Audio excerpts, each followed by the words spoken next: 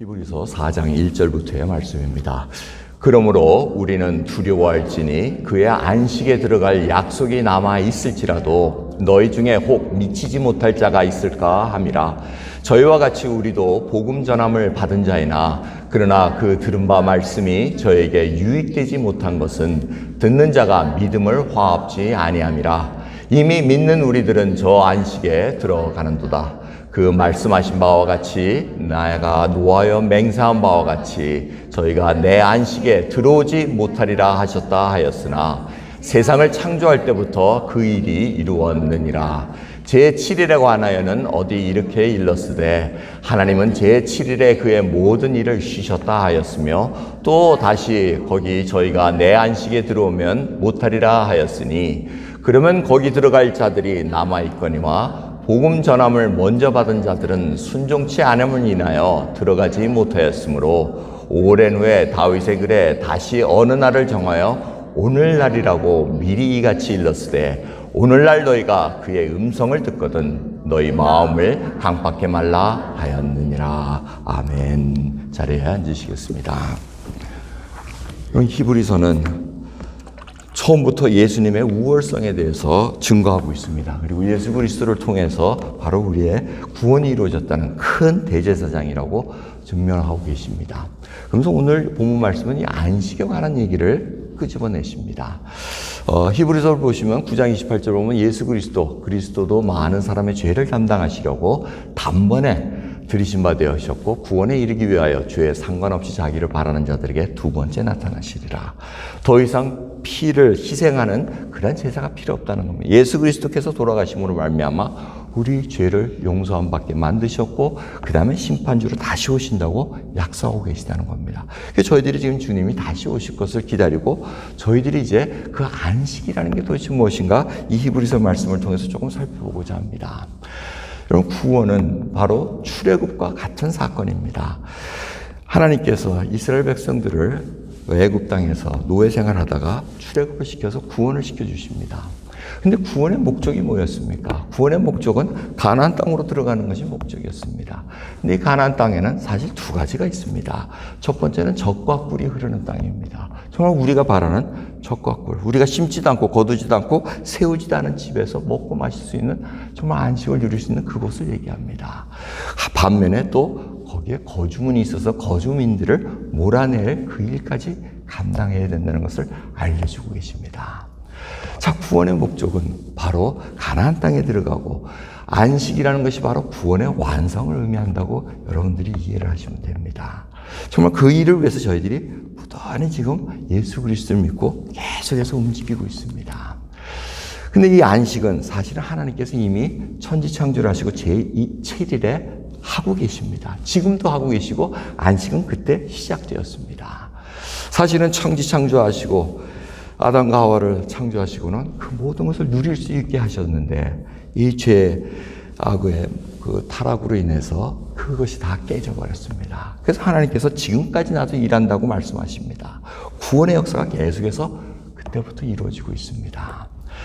하지만 오늘 본문 말씀을 보면은 이미 안식에 들어간 자는 하나님이 자기 일을 쉬신 것 같이 자기 일을 쉰다고 얘기합니다.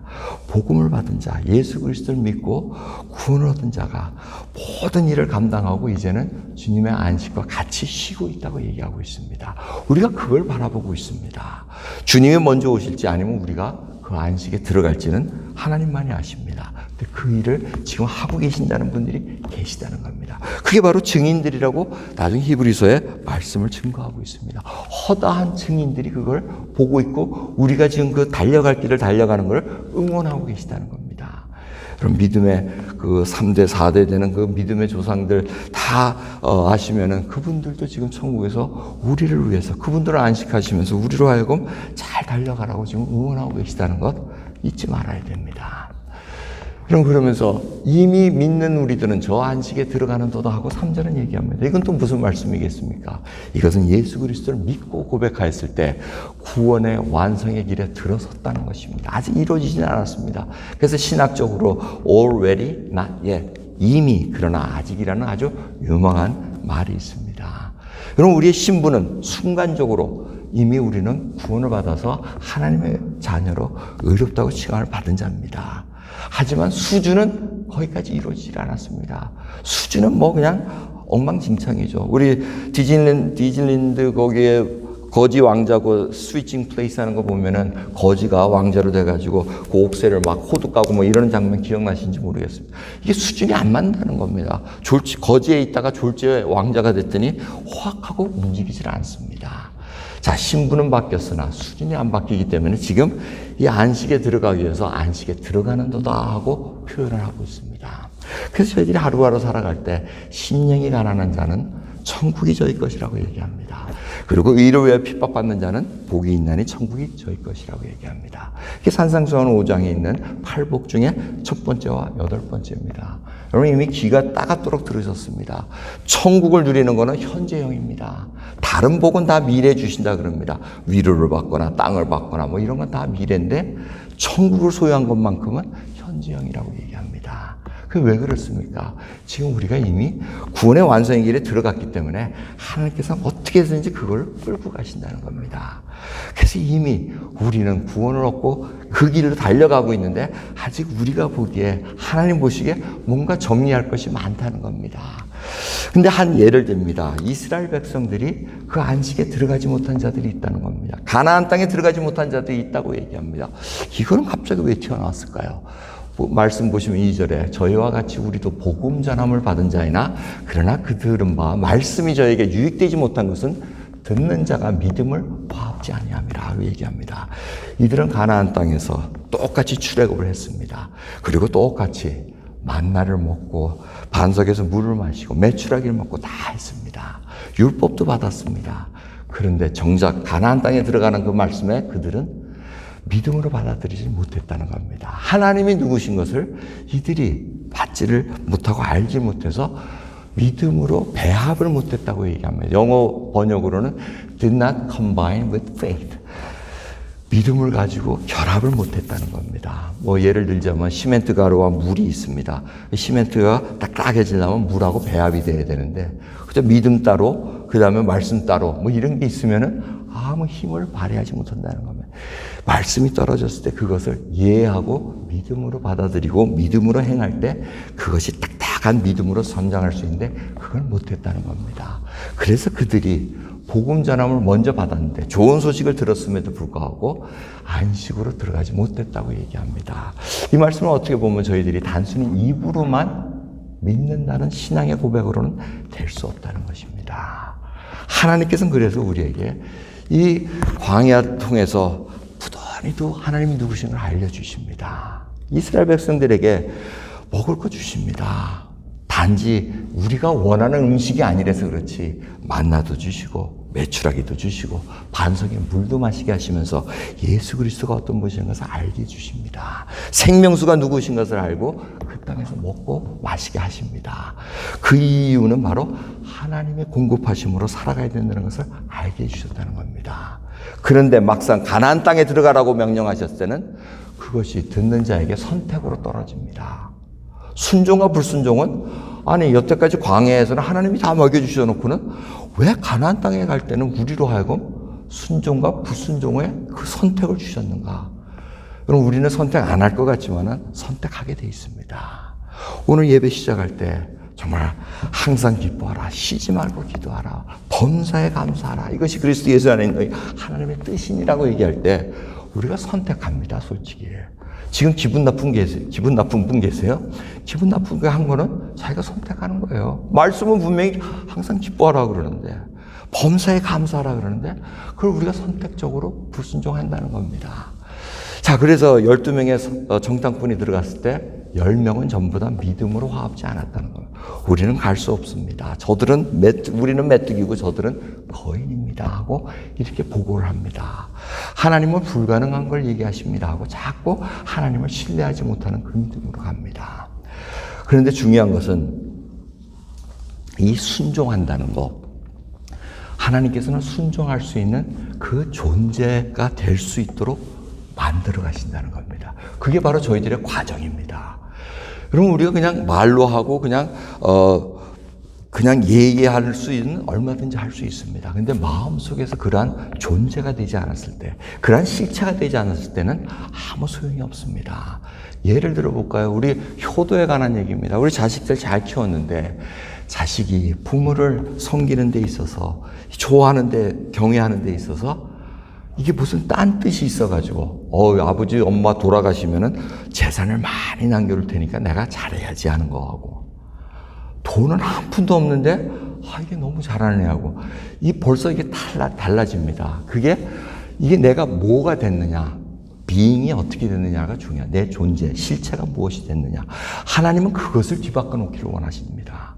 우리에게는 그러한 존재될 수 있는 자격이 없습니다. 이미 fallen nature입니다. 상한 심령이고 꺼져가는 심지입니다. 그저 연기만 풀풀 나고, 이게 그냥 어떻게 쓸모없는 상한 갈대인데 하나님께서는 그거를 쓸모있게 만드십니다. 연기 나지 않게 타는 심지로 딱 만들어 놓으시는 것이 하나님의 계획이고, 그 일을 위해서 우리가 지금 움직이고 있다는 겁니다. 그게 바로 안식을 향해서 달려가는 길입니다. 이런 부부도 사실 마찬가지입니다. 살다 보면 부부가 무슨 이유 때문에 우리가 같이 삽니까? 그게 아니지 않습니까? 그 존재하는 것만으로도 좋아하고 있습니다. 이제 제 아내가 여러분들한테 말씀드렸죠. 저희 결혼 처음 해가지고 얼마나 싸웠어요. 굉장히 싸웠거든요. 한 10년 싸웠나요? 근데 지금은 이제 존재하는 것 자체만으로도 참 고맙다, 이런 생각이 듭니다. 고맙다. 자, 그게 보면은 에스더와 아하수에로 왕 그 얘기가 문득문득 납니다. 에스더가 죽으면 죽으리라고 3일 금식을 하고 결단하고 나갑니다. 그 왕이 그 3일 쫄쫄 굶은 여인이 뭐가 그렇게 이쁘겠어요? 안 그렇겠어요? 근데 와가지고 금오를 딱 내밀면서 생명을 살려줍니다. 금오를 냈다는 것은 법을 어겼으나 내가 받아주겠다, 이 얘기입니다. 얼마나 아름다웠으면 그 아내 자체로, 그 존재 그 자체로 그냥 즐거워하고 기뻐할 수 있고 사랑할 수 있다는 것으로 안다는 겁니다. 그럼 우리가 바로 그러한 사랑의 사람으로 하나님 만들어가고 계십니다. 하나님께서 첫째 되는 계명, 둘째 되는 계명을 알려주십니다. 하나님 목숨을 다하고 뜻을 다하고 힘을 다해서 하나님을 사랑하라 그럽니다. 근데 무슨 액팅으로 하는 겁니까? 우리가 그렇게 사랑할 수 있는 존재로 변해서 그렇습니다. 바뀌었습니다. 하나님이 이런 분이시구나. 만나를 먹여주시고 메추라를 먹여주시고 생명수를 주시면서 점점 알아갑니다. 신뢰가 더해갑니다. 하나님이 이런 분이시지, 내가 그분을 사랑하지 않고서 못 건져 하면서 그분에 대해서 감사함이 그냥 절로 나온다는 겁니다. 이것이 바로 믿음의 진수요, 우리가 안식에 들어가는 그 길을 우리가 인도하고 하나님께서 만들어 주신다는 것을 잊지 말아야 됩니다. 이웃사랑도 마찬가지입니다. 이웃사랑도 말씀하셨으니까 억지로 가서 봉사하고 사랑하고, 이거 아닙니다. 내가 그렇게 변해 있어야 됩니다. 저분들을 내가 궁일이 여길 줄 알고 애통해하는 마음이 있어서 그분들에게 봉사할 때 위로함을 받을 수 있고, 그 다음에 저희들이 궁일함을 받을 수가 있는 것이지, 내가 이거 했으니까 하나님 이렇게 내가 보답받기를 원합니다, give and take라는 그런 비즈니스 마인드로 살 수 있다는 것이 아니라는 겁니다. 그래서 빙이라는 게 굉장히 중요합니다. 모세가 40년 동안 방황하고 목자 생활하다 하나님이 딱 불타는 떨기나무에 나타나셨습니다. 모세가 그냥 화가 잔뜩 나죠. 40년 동안 뭐 하시다가 내 나이 80대까지 나타나십니까 하면서, 아유, 하나님 이름 뭐예요? 내가 누구라고 얘기하리까? 이렇게 하니까 I am who I am 하고 얘기합니다. 나는 스스로 있는 자이다. 근데 그 스스로 있는 자가 뭡니까? 하나님은 하나님이시기를 포기하지 않으셨다는 겁니다. 빙이라는 겁니다. 계속해서 하나님은 우리 곁을 떠나지 않고 계시는데 우리는 하나님이 나의 곁을 떠났다고 착각하고 삽니다. 문제는 하나님이 지금도 계시고 지금도 우리를 이끌어 가심에도 불구하고 내가 그 비잉이 안 돼가지고 그 존재 자체 하나님이 원하시는 그 그릇으로 지금 계속 거부하면서 살아가기 때문에 그 사랑을 느끼질 못하고 보질 못한다는 겁니다. 근데 하나님은 목적이 있으시기 때문에 우리로 하여금 그 안식, 가나안 땅으로 들어갈 수 있는 그 길이 목적이 있기 때문에 계속해서 끌고 가신다는 겁니다. 존재가 되기 위해서, 그러한 비잉이 되기 위해서 고난이라는 도구를 사용하신다는 겁니다. 그럼 왜 어려움을 당합니까? 믿는 자들이 왜 힘들게 살아야 되고 왜 아픕니까? 그게 바로 그 일을 통해서 하나님이 우리가 하나님 원하시는 그 존재로 만들어가기 위함이라는 겁니다. 그래서 히브리서는 뭐라 그럽니까? 야, 징계가 없으면 그거 사생아와 같아.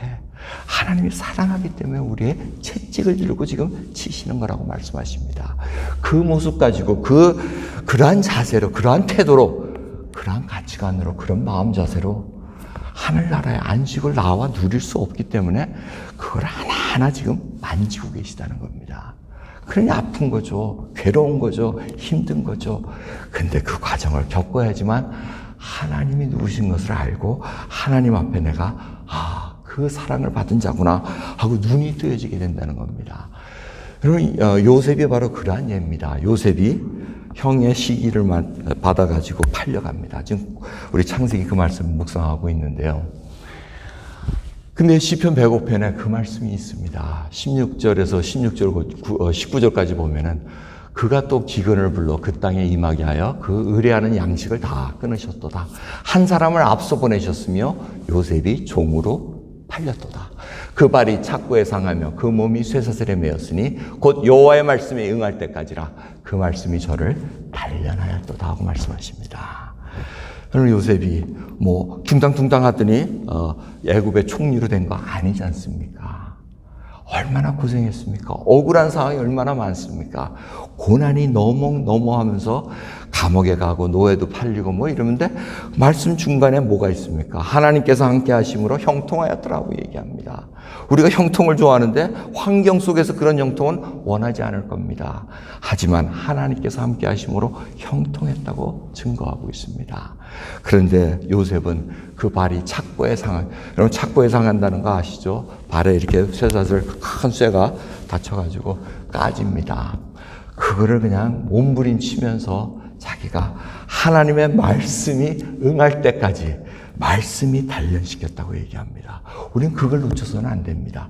이 시간 지나가면은 내가 버티기만 하면 되겠지. 아닙니다. 말씀으로 단련돼야 된다고 말씀하십니다. 요셉은 하나님의 말씀으로 응할 때까지 기다립니다. 그러면서 자신의 피부치 형들이 무릎 꿇고 경배할 때 내가 어렸을 때 봤던 꿈이 이렇게 응해지는구나. 그래서 요셉은 나중에 어떻게 내가 하나님을 대신하리까 하고 이렇게 고백합니다. 하나님이 누군가를 알고 하나님이 나를 이용하셨고 나를 사용하시는구나. 기근이 일어나는 것, 이것도 다 하나님이 하시는 겁니다. 그러기에 저희들이 하나님의 눈으로 이 역사를 바라볼 수 없기 때문에 우리는 자꾸 우리 것만 아웅다웅하면서 살아가려고 합니다. 근데 하나님의 말씀에 단련이 있어야지만 우리가 살아갈 수 있습니다. 이 말씀은 거울과 같다고 말씀드렸습니다. 나 자신의 모습을 보게 만듭니다. 히브리서 4장 12절을 보면 하나님의 말씀은 살았고 운동력이 있다고 말씀하십니다. 오늘 집사님께서 기도 말씀을 하셨는데 좌우의 날선 어떤 검보다도 예리하여 혼과 영과 관절과 골수까지 찔러 쪼개기까지 하고 또 마음의 생각과 뜻을 감찰하신다고 얘기합니다. 이 칼은 외과 의사들 수술하는 칼, 그 날카로운 걸 얘기합니다. 뼈를 졸라서 그 안에 있는 연한 골수까지 쪼갤 수 있는 것이 바로 하나님의 말씀입니다. 우리가 볼 때는 쪼개질 수 없는 악한 마음이고 단단한 마음이나 말씀이 들어갈 때는 그것을 쪼개 놓으십니다. 드러나게 하십니다. 그래서 하나님은 우리를 간섭하십니다. 예수 그리스도를 마음으로 믿어 입으로 고백한 자들은 하나님의 손에서 벗어날 수가 없습니다. 계속해서 붙잡고 가십니다. 이게 괴로운 겁니다. 나 좀 편하게 살고 싶은데, 좀 하나님 뜻에 요거 조금 어긋나게 내 좀 편안하게 살고 싶은데 자꾸 말씀을 주십니다. 근데 우리는 미련하게 반복되는 실수를 합니다. 이것이 마치 반복되는 실수가 나로 하여금 위안을 주거든요. 그것이 마치 피난처같이 생각하나 하나님 보시기엔 절대 그것이 피난처가 아니라고 말씀하십니다. 우리로 하여금 교만을 꺾으시고 이 말씀을 통해서 하나님의 목적을 이루기 원하신다는 겁니다. 나로 하여금 하나님을 사랑할 수 있는 그 존재, 그 비잉으로 만들어 가신다는 겁니다. 그럼 우리는 그걸 피할 수가 없습니다. 하나님께서 교회를 만들어 놓으시고 저희들 믿는 자들로 하여금 이렇게 연합되게 하신 것은 바로 이 일을 이루기 위함입니다. 단련됩니다. 철과 철이 서로 나누면서 날카롭게 됩니다. 서로 힘들지만 그것도 또 이겨나가는 것이 공동체를 만겨주시고 이끌어가시는 하나님의 방법이라는 겁니다. 그래서 여러분 잊지 마시기 바랍니다. 이 말씀 디모데후서 4장에 있는 이 말씀입니다. 모든 성경은 하나님의 감동으로 된 것으로 교훈과 책망과 바르게 함과 의로 교육하기에 유익하다고 말씀드렸습니다. 여러분 영어로는 훨씬 쉽습니다. Teaching, instruction, rebuking, correcting, training이라고 말씀드렸습니다. 그래서 여러분 먼저 instruction, 말씀이 우리를 가르쳐 주십니다. 그래서 우리가 배워야 됩니다. 말씀을 보고 그 다음에 우리가 찔립니다. rebuke 됩니다. 아, 이게 이렇게 살면 안 되지. 찔림을 받고 그 다음에 고치게 만든다는 겁니다. 그 다음에 우리로 하여금 실습하게 만듭니다. 훈련, 트레이닝 시켜가지고 이제는 그 비행으로 움직여 간다는 것입니다. 이 결과를 통해서 말씀이 움직이지 않으면 우리는 변화될 수 없습니다. 여러분 자꾸 딴 거 보지 마시기 바랍니다. 딴 거 보지 마시고 하나님의 말씀을 보시기 바랍니다. 그 일을 통해서 말씀은 우리를 비춰주십니다. 그래서 우리로 하여금 아 이렇게 살면 안 되지. 그리고 고치게 만듭니다. 그리고 나로 하여금 실습하고 트레이닝 시킴으로 말미암아 우리로 하여금 하나님이 원하시는 그 글이 비잉으로 만들어 가신다는 겁니다. 그래서 하나님을 향한 믿음과 사랑이 자라가고 이웃을 향한 선한 행실도 자라간다는 것입니다. 여러분 지난 한 주간 얼마나 하나님의 말씀을 많이 보셨습니까? 오늘 본문 말씀은 시편 95편 말씀을 인용합니다. 그런데 이렇게 얘기합니다. 시편 인용된 그 말씀 속에서 이르시기를 너희는 무리바에서와 같이 또 광야의 마사의 날과 같이 너희 마음을 강팍해 하지 말지어다고 얘기합니다. 이들은 미혹된 백성이라 내 도를 알지 못한다 하였도다. 그러므로 내가 노하여 맹세하기를 너희는 내 안식에 들어오지 못하리라 하였도다 얘기하며 아주 무서운 말씀입니다. 이들이 내 도를 모르고 미혹된 백성이라고 얘기합니다. 나를 알고 나의 행사를 다 광야에서 봤음에도 불구하고 이들이 나를 모른다는 아주 무서운 말씀으로 마칩니다. 그런데 이걸로 끝나는 게 아니라는 겁니다. 인용된 말씀 1절과 2절, 6절, 7절을 보면 어떻게 시작되는지 아십니까? 오라 우리가 여호와께 노래하며 우리 구원의 반석을 향하여 즐거이 부르자고 얘기합니다. 이들은 알았다는 겁니다. 우리가 감사함으로 그의 앞에 나가며 시로 그를 향하여 즐거이 부르자고 얘기합니다. 하나님의 그 약속하심을 알고 기쁨으로 나간다는 겁니다. 오라 우리가 굽혀 경배하며 우리를 지으신 여호와 앞에 무릎을 꿇자. 대저전은 우리 하나님이시여 우리는 그의 기르시는 백성이라 그 손의 양이라 너희가 오늘날 그 음성 듣기를 원하노라 하고 얘기하십니다. 하나님께서는 이 자녀들을 거절하지 않으십니다. 무릎 꿇고 와서 경배하고 아버지 하고 부르면 하나님 응답하십니다. 문제는 우리가 마음속에서 하나님을 찾지 않고 자꾸 내가 원하는 하나님, 내가 만들어 놓은 하나님이 그렇게 역사하기를 원하는데 문제가 있다는 겁니다. 그래서 고난을 통해서 하나님이 누군가를 알게 해주신다는 겁니다.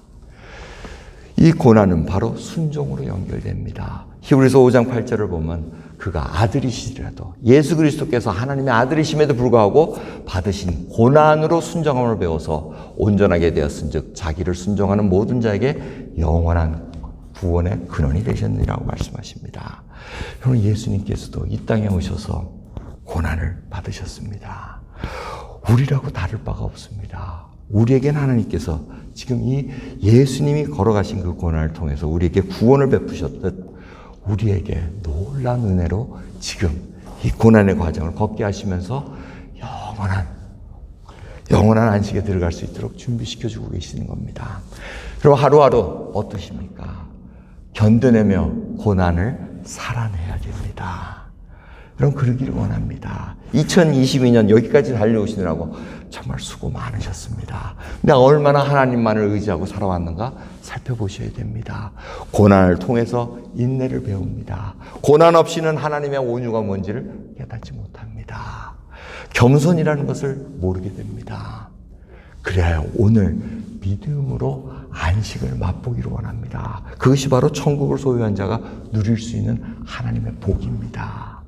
천국을 소유한 자, 넉넉한 마음으로 하나님께 경배하고 이웃을 사랑할 수 있는 그런 믿음의 자로 오늘 서기를 간절히 소원합니다. 기도하겠습니다. 하나님 감사합니다. 오늘도 귀한 하나님 말씀 속에서 우리가 왜 순종을 해야 되는지, 또 왜 고난을 받는지, 이 고난을 통해서 순종함으로 이끌어갈 수 있는 그 믿음의 길로 역사하시는 것을 다시 한번 깨닫게 해주시면 감사합니다. 주님, 2022년 여기까지 달려왔나이다. 하지만 앞으로도 달려갈 길을 저희들이 기대합니다. 들려오는 소식으로는 암울한 소식들이 오나 그것도 하나님 손에 있다는 것을 알기에 이제는 하나님을 신뢰하고 하나님의 모든 것에 맡길 수 있는 저희들 되기를 소원합니다. 우리의 완악함을 불쌍히 여겨주시고 이제는 하나님 앞에 편안히 살아갈 수 있는 저희들로 인도해 주옵소서. 감사드리며 우리 예수 그리스도의 이름으로 기도드리옵나이다. 아멘.